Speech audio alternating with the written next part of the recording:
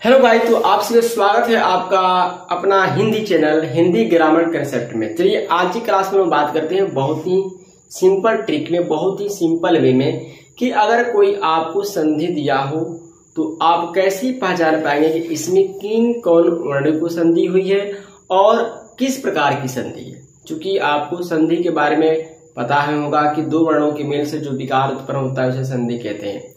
और संधि तीन तरह की होती है, स्वर संधि, व्यंजन संधि और विसर्ग संधि। तो ये चूंकि लंबा प्रोसेस है, इसके लिए अलग से वीडियो लेके आएंगे जो लंबा वीडियो होगा और उसमें हम लोग बात करेंगे कि कितनी तरह से रूल होता है, कौन कौन रूल्स कहाँ काम करते हैं, सब एक एक करके पढ़ेंगे। लेकिन आज की क्लास में हम लोग शॉर्टकट ट्रिक में बात करते हैं कॉम्पिटिटिव लेवल में कि कैसे आप पहचान पाएंगे कि किन किन वर्णों में संधि हुई है और कहाँ कहाँ हुआ है। और इसमें ये भी आपको पहचानने का ट्रिक होगा कि कैसे आप पहचानेंगे कि इसमें किस प्रकार की संधि है, किसमें स्वर संधि है, किसमें व्यंजन संधि है, किसमें विसर्ग संधि है। तो चलिए हम यहाँ पर कुछ आपको पहले क्वेश्चन देते हैं, एग्जाम्पल देते हैं कि ताकि आपको क्वेश्चन का मेथड समझ में आए। जैसे मान लीजिए यहाँ पर लिखा है रमा, रमाधन इस लिखा है, रमाधन इस लिखा है, ठीक है। और इसको रमेश भी बना दिया गया, लेकिन देखिए रमेश कहां से बना अभी हम बात करेंगे, ठीक है। अभी हम बात करें रमेश कहां से बना। देखिए यहां पर लिखा है रवि और यहां पर लिखा है इस, ये हो गया रवीश। और ये भी कहां से बना ये भी हम आपको बात करेंगे, रवीश कैसे हो गया, ठीक है। यहां पर लिखा है वाक, वाक धन इस, ये हो गया वागीश, ये भी हम आपसे बात करेंगे, ये वागीश कैसे हो गया। और यहां पर ध्यान देंगे निह धन मल और ये हो गया निर्मल, ठीक है। यहां पर चार आपको दिए गए हैं, चार आपको संधि दिया गया है। तो इसमें आपको पहचानना है कि किसमें किन प्रकार की संधि है, किसमें स्वर संधि है, किसमें व्यंजन संधि, किसमें विसर्ग संधि है। तो स्वर संधि कहता है कि जहां स्वर वर्ण के साथ स्वर का मेल होता है, स्वर वर्ण के साथ स्वर वर्ण का मेल होता है। आप स्वर वर्ण तो पढ़े होंगे ना, जिनके उच्चारण में किसी दूसरे वर्ण के साथ आना है स्वर वर्ण कहते हैं। स्वर की संख्या 11 होती है। तो अगर 11 स्वर में से कोई स्वर किसी स्वर के साथ अगर मेल खाता है तो उसमें स्वर संधि होगी। जहां पे स्वर स्वर के साथ मेल करेगा, विकार नया उत्पन्न करेगा, उसमें स्वर संधि होगी। जैसे मान लिया कि रमाधन इस लिख दिया, बताइए इसमें किस प्रकार की संधि है, स्वर संधि है, व्यंजन संधि, विसर्ग संधि क्या है। तो ध्यान दीजिएंगे, देखिए रमा, रमा, रमा के लास्ट में क्या है आ रहा है और इस के फर्स्ट में क्या है ई आ रहा है। ये दोनों क्या है स्वर है, आ और ई दोनों क्या है स्वर है और यही मिलकर ई हो जाता है, ठीक है। ये दोनों जब स्वर है इसमें कौन सी संधि है, स्वर संधि है। जब दोनों स्वर वर्ण का मेल हुआ तो उसको क्या बोलते हैं, स्वर संधि। जहां पर भी स्वर वर्णों का मेल होता है उसमें स्वर संधि। यहाँ पर ये भी आ भी स्वर है और ई भी स्वर है। विकार क्या उत्पन्न हुआ, ये हुआ।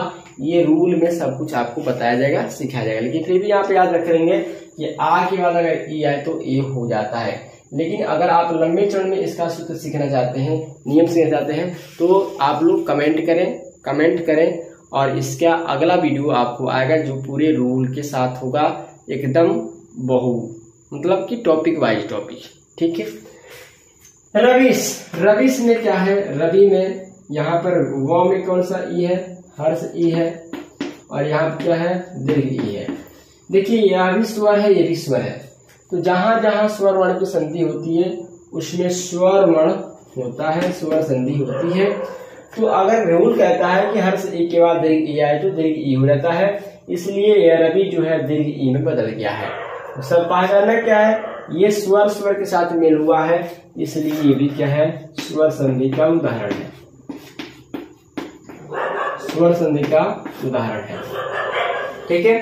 यहाँ पे वाक धन इस, तो क क्या है, यहाँ पे लिखा है को और यहाँ पे लिखा है ई, है ना। तो प्रथम वर्ण के बाद कोई स्वर आए तो प्रथम अपने तृतीया में बदल जाता है, क का तृतीया रहता है, ये रूल है। तो यहाँ पर देखिए क क्या है, व्यंजन है, और ई क्या है, स्वर है।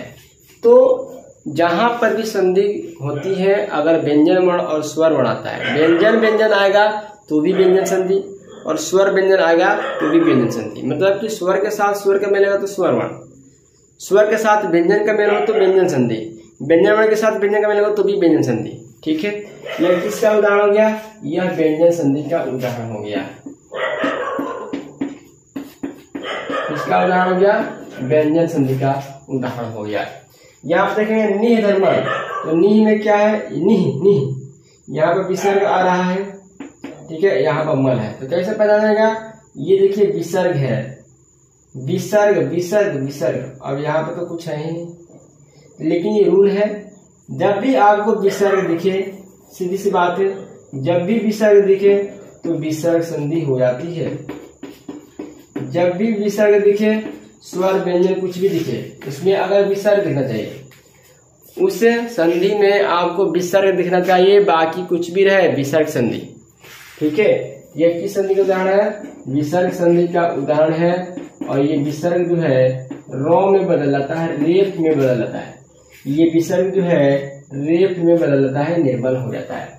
तो अगर कहीं भी अगर आपको संधि दिया है, ठीक है, और आपसे वहां पर पूछ रहा है कि बताइए इसमें किस प्रकार की संधि है, स्वर संधि है, व्यंजन संधि, विसर्ग संधि है, तो स्वर के साथ स्वर का मेल हो तो स्वर संधि होगा, स्वर के साथ व्यंजन या व्यंजन के साथ व्यंजन का होगा तो व्यंजन संधि होगा, और स्वर के साथ विसर्ग हो चाहे स्वर के साथ व्यंजन हो तो वहां पर विसर्ग संधि होती है। तो अगर आप पूरा वीडियो देखना चाहते हैं, पूरा कंसेप्ट लेना चाहते हैं कि सर संधि का आप पूरा वीडियो बनाइए, तो आप लोग कमेंट कीजिए। अगले क्लास में हम लोग संधि का पूरा वीडियो लेके आएंगे, एक एक रूल के साथ, एक एक नियम के साथ। ठीक है, तो बेस्ट पर अगर अब तक चैनल पर नए हैं तो चैनल को सब्सक्राइब कर ले, बेल को प्रेस कर लेंगे, और फिर मिलते हैं नेक्स्ट क्लास में। Thank you, goodbye, best of luck.